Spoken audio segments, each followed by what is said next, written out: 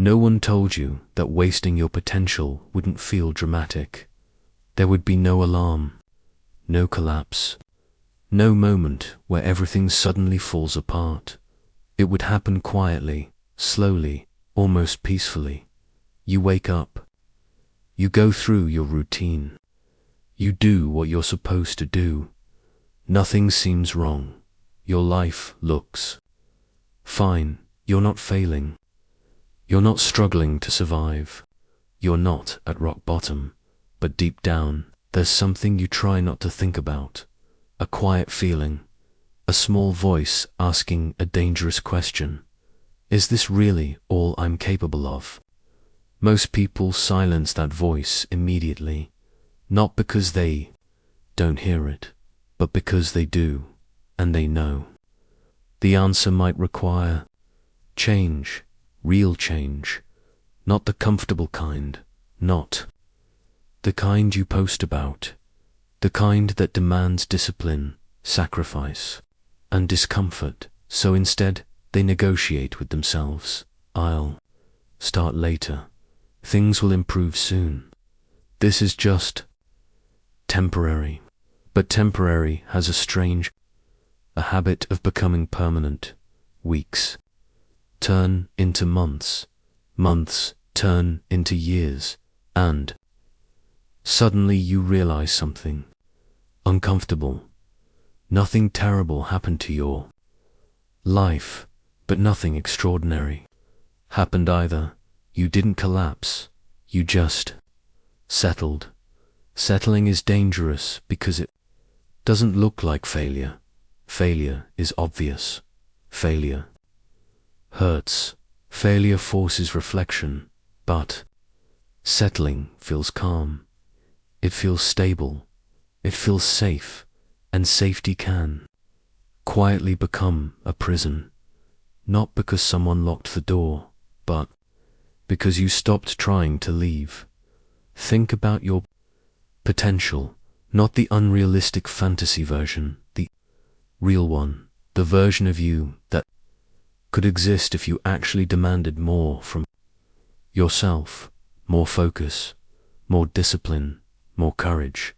That version of you is not imaginary, it's possible, but possibility means nothing without pressure, without standards, without the willingness to step into discomfort.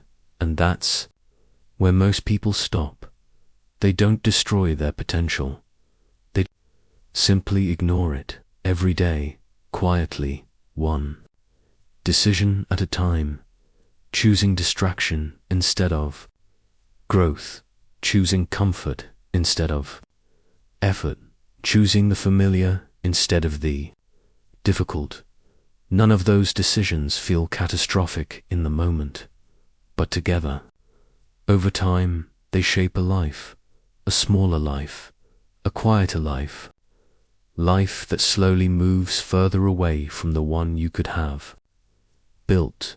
You don't notice it immediately, because life doesn't come with comparison screens.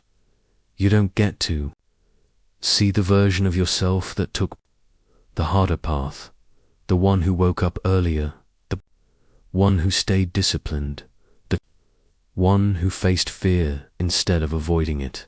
That version exists only as potential, and potential has a strange quality. It's patient, it waits, but it doesn't wait forever. Eventually, potential expires, not because it disappears, but because time does. There will come a moment in the future where you look back, not at your failures, but at your hesitations, not at what you tried, but at what you avoided. And that realization is heavier than failure, because failure at least means you fought. Avoidance means you never stepped into the arena. The truth is, most people are not limited by talent. They are limited by comfort. Comfort lowers urgency. Comfort lowers standards. Comfort slowly convinces you that average is acceptable, and once average becomes acceptable, greatness becomes optional. You stop pushing, you stop exploring, you stop asking yourself uncomfortable questions. Life becomes predictable, stable, manageable, but inside, something fades, the hunger you once had, the curiosity, the fire that pushed you to imagine something bigger. It doesn't disappear overnight. It fades quietly because you stopped feeding it, and the most dangerous part, no one notices. Your friends won't stop. Your environment won't challenge you. Society doesn't punish wasted potential. It rewards comfort. It rewards normal. It rewards predictable behavior, which means the responsibility falls entirely on you. No one is coming to wake you up. No one is going to demand greatness from you. No one will force you to become the person you could be. That decision belongs only to you. Every day, in small choices, in quiet moments, when you decide whether to push forward or stay exactly where you are. Wasting your potential doesn't feel dramatic. It feels comfortable, and that's exactly why it's so dangerous.